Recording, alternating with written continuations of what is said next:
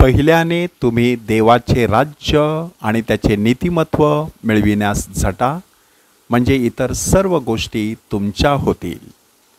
मत्तईचं शुभवर्तमान अध्याय 6 वचन 33. प्रभू येशू ख्रिस्त आजच्या शुभवर्तमानामध्ये ही एक बॉटम लाईन म्हणजे एक महत्त्वाचं असं वाक्य उच्चारत आहे.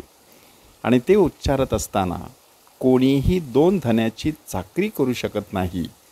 आपण परमेश्वराची आणि धनाची एकाच वेळेला चाकरी करू शकत नाही असं प्रभू येशू ख्रिस्त आपल्याला शिकवतो. आणि त्यासाठी आपल्याकडे जे आहे, आपल्या मालकीची जी धनसंपत्ती आहे त्याच्यावर विसंबून न राहता सर्वस्वी परमेश्वराच्या दानशूरतेवरती आपण विसंबून राहावं, अशा प्रकारची शिकवण प्रभू येशू ख्रिस्त देत आहे. आज ख्रिस्त सभा संत अलोयशियस गोन्झागा ह्याची स्मृती साजरी करत आहे.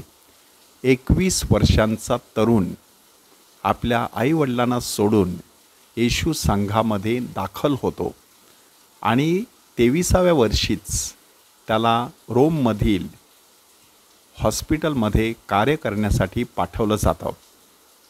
कार्य तरी कोणत्या स्वरूपाचं होतं?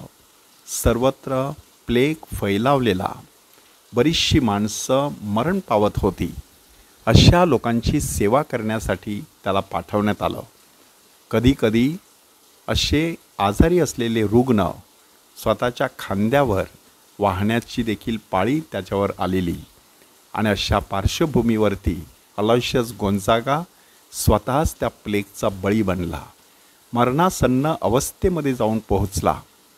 त्याच्या आईने त्यावेळेला एक पत्र लिहिलं की, बाळा, मी तुझ्यासाठी केवढी स्वप्न पाहिली होती.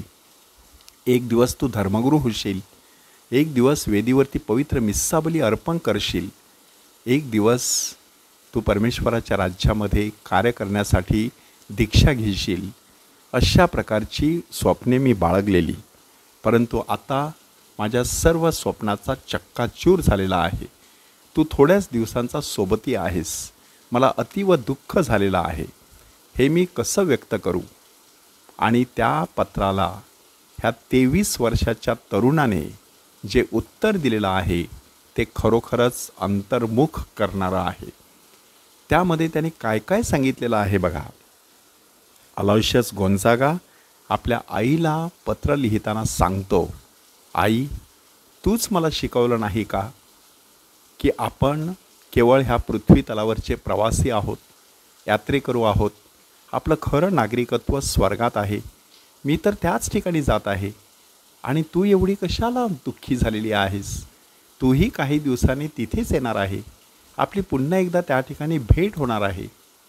आणि मग तेवढ्या शब्दांनी त्याने आपल्या आईचं सांत्वन करण्याचा प्रयत्न केला.